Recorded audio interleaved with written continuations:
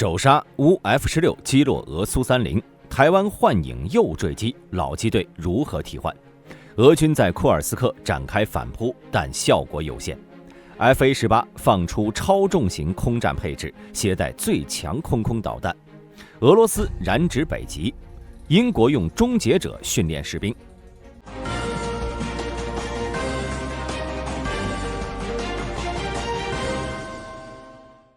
9月10号晚些时候，一架俄罗斯的苏30 SM 战斗机在黑海上空从雷达上消失了，现在被推定为坠毁。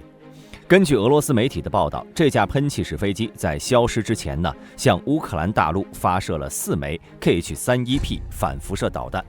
失踪后，俄黑海舰队展开了搜救行动。根据克里米亚风电报道，卡恰空军基地的直升机包括米8和卡27型号被立刻派去寻找失踪的飞机。据报道，在搜索过程中，团队在指定的区域发现了一个直径约3公里的浮油区。此外，据报道还发现了来自飞机的碎片，包括一个机翼。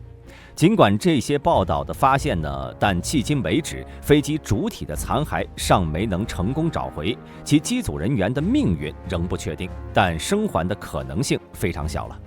苏30 SM 战斗机在2012年由俄罗斯空军引入服役，被认为是俄罗斯最先进的飞机之一。它专为空中优势任务而设计，还可以执行对地攻击角色。虽然俄罗斯方面没有对该消息做出任何评论，不过已经有多家乌克兰媒体及军事博主称，是乌军的 F-16使用 AIM-120C、AMRAAM 击落了这架俄战机。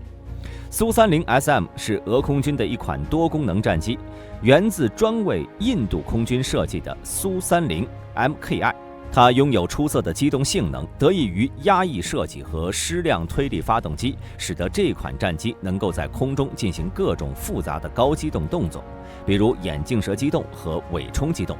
这种机动性使苏30在近距离格斗中具有极大的优势。然而，如果放在40年前，强大的机动性或许能让其有一战之力，但现在呢是2024年了，飞机的机动性再好，你好得过空导弹吗？作为一款经典的多用途战斗机 ，F-16经过多年的现代化改装，已具备了在空对空和空对地任务中灵活作战的能力。它轻型机身和先进的飞行控制系统，使其在高速高空的作战环境中同样表现出色。尽管 F-16在一些极端机动动作上是可能不如苏30的，但它的整体性能和灵活性仍让它在空战中占据了一席之地。在雷达和电子战能力上，苏30 SM 装备了 BARSR 相控阵雷达系统。这款雷达呢，能够在复杂的战场环境中进行多目标追踪和锁定，并具备一定的抗干扰能力。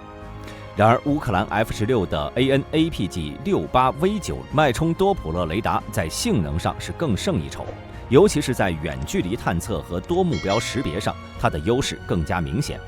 F-16还配备了先进的电子战系统，比如 AN/ALQ-131和 AN/ALQ-184吊舱。这些系统可以对敌方雷达进行有效的干扰和欺骗，使得苏30 SM 的雷达探测和导弹锁定变得更加困难。可以说，在现代空战环境中，电子战能力的强弱很大程度上就决定了战斗的胜负。而在这一方面 ，F-16无疑是占据上风的。从武器装备看，乌克兰的 F-16装备了 AIM-120C、AMRAAM 空对空导弹，这是一款中远程主动雷达制导导弹，具备发射后不管的能力。这样的设计使乌克兰飞行员在发射导弹后可以迅速脱离战斗，而导弹呢，则能够自主跟踪和攻击目标。相较之下，苏30 SM 虽然可以装备多种空导弹，比如 R77和 R73，但在远程攻击能力和抗干扰性能上是略逊于 AIM-120C 的。这次事件中呢 ，F-16可能正是凭借其雷达系统的远程探测能力和 AIM-120C 导弹的优势，在远距离先发现了敌机，并且发起攻击，成功击落了苏30。在高空高速的作战环境下 ，F-16的能量优势也使其能够快速脱离，避免陷入苏30 SM 的近距离格斗范围。然而，也有另一种可能的解释。及乌克兰强大的防空系统击落了这架苏30。比如爱国者导弹系统的参与，爱国者系统在中远程防空作战中表现出色，完全具备击落敌方战机的能力。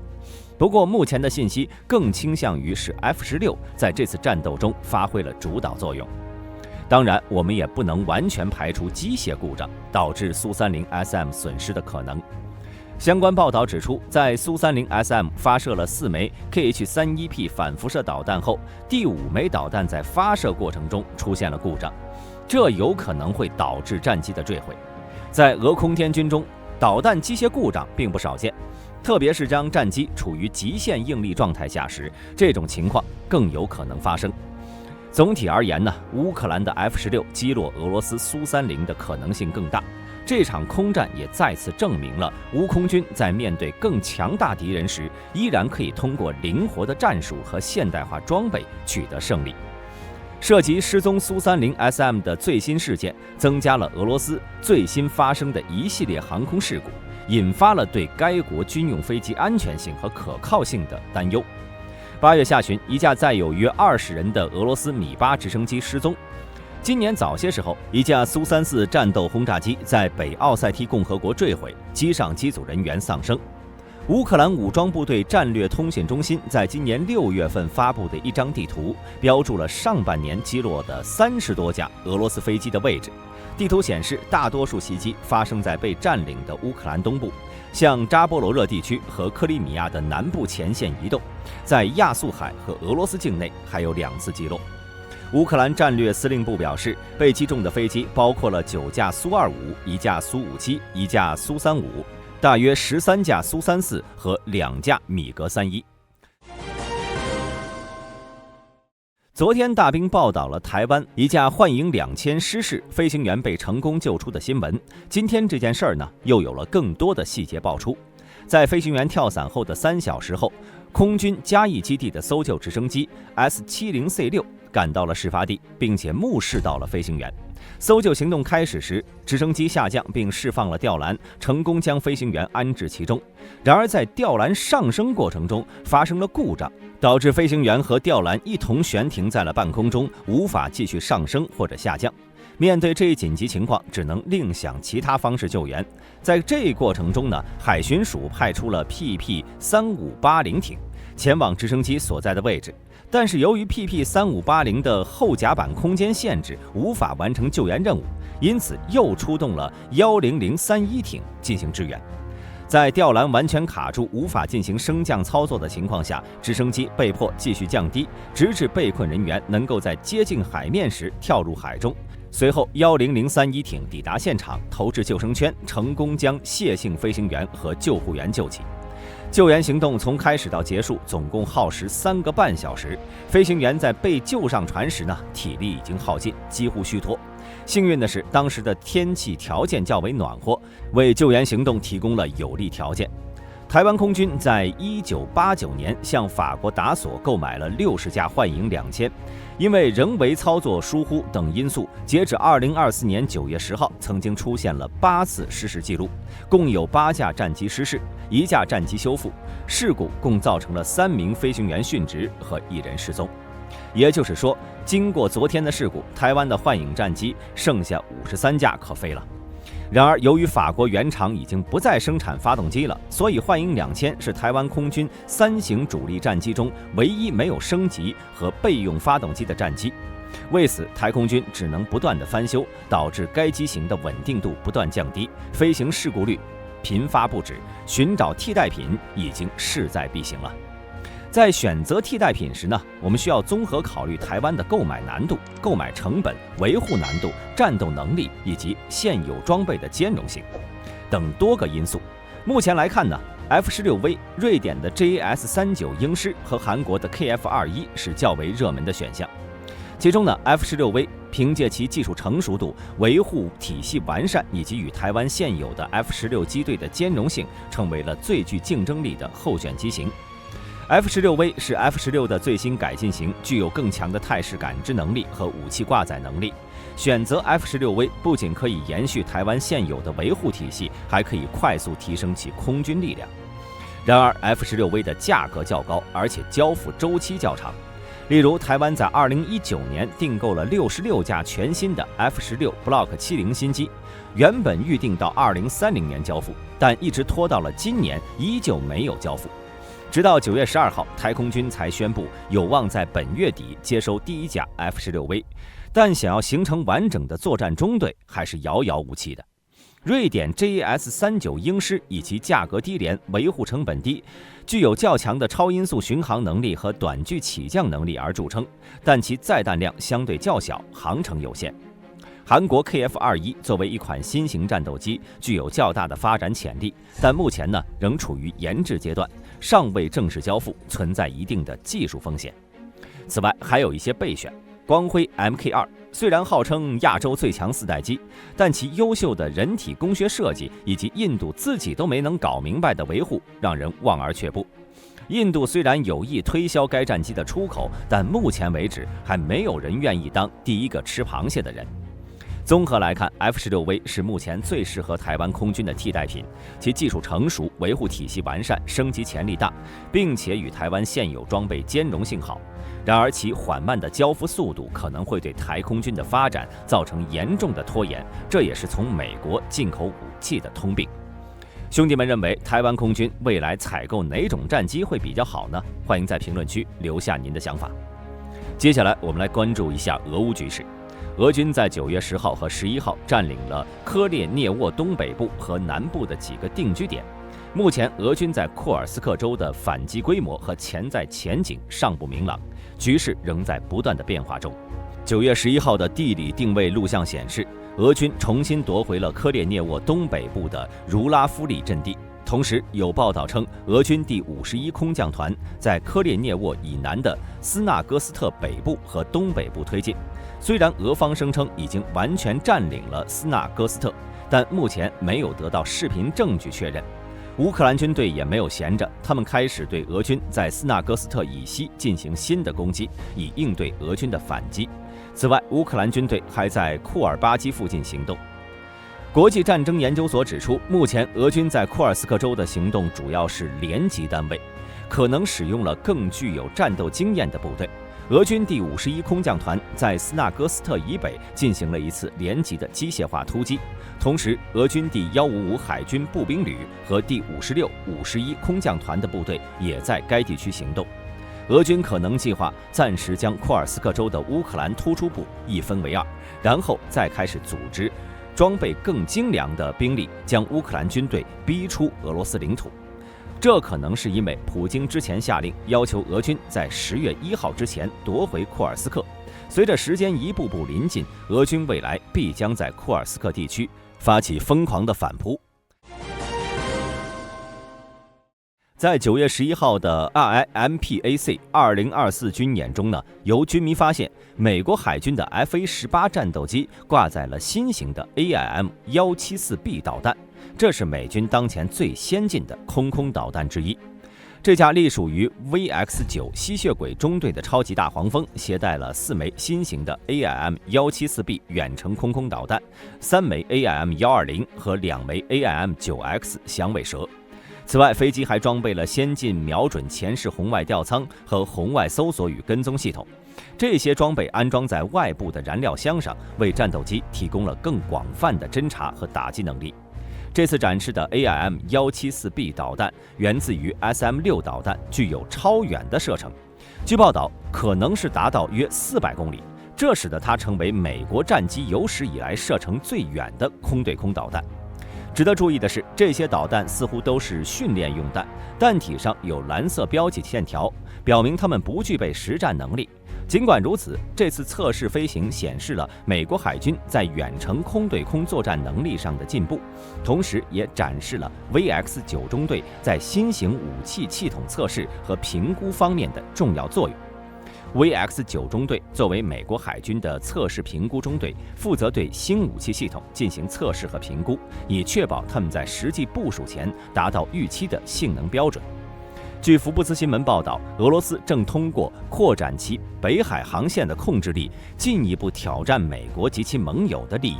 最近，美国海军研究所的报告指出，俄罗斯利用北方海上通道成功将货物运送到欧洲和亚洲。这一通道呢，被视为苏伊士运河的战略替代品，为俄罗斯提供了增强战略控制的机会。北海航线的战略意义不容小觑，它横跨北冰洋，连接东亚的制造中心和欧洲的消费市场。商人们看好北海航线作为替代航线，以避开马六甲海峡的拥堵、非洲之角的海盗活动以及中东地区的不稳定因素。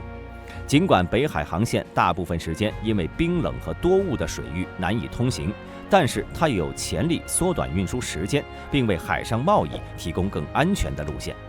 俄罗斯长期以来视北海航线为将北极的石油和天然气输送到东西方市场的通道。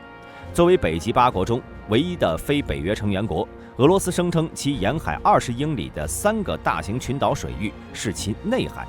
借此对整个北海航线提出了过度的海洋主张，试图控制这条关键航线，限制其他国家的入境权利。俄罗斯还通过制定严格的污染和航运运输安全法规来加强对北海航线的控制。这些法规呢，要求强制性的保险和破冰船护送。所有这些都得由俄罗斯控制。这些措施使得俄罗斯能够实现其非法的海事主张，并威胁对不合规的船只使用武力。美国和欧盟认为俄罗斯对联合国海洋法公约的解释违反国际法，挪威海峡航线的航运和过境通道应受到联合国海洋法公约的约束。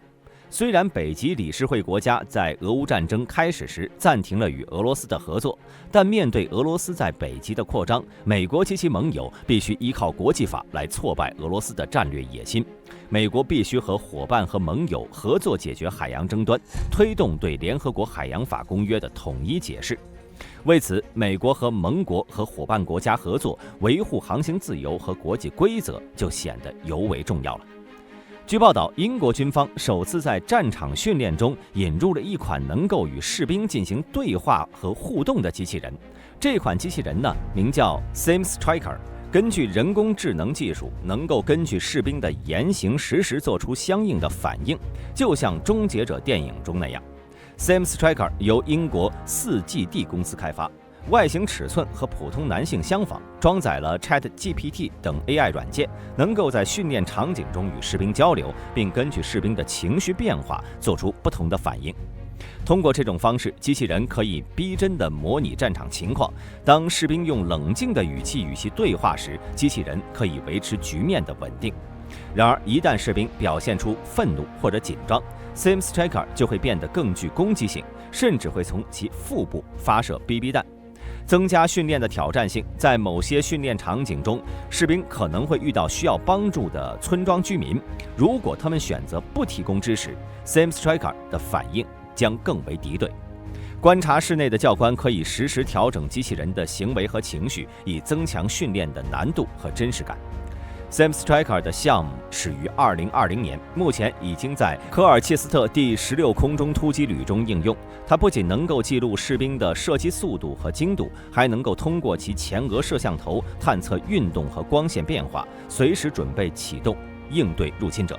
除了战斗状态下的反应外，机器人在放松状态时还能模拟巡逻时的注意力不集中的情景，比如打嗝。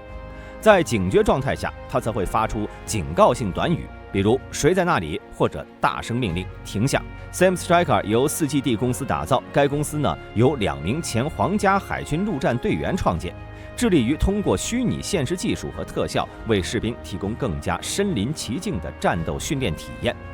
未来，4GD 公司计划进一步增强机器人功能，例如模拟躯干内的器官损伤，以更真实地呈现战场伤害。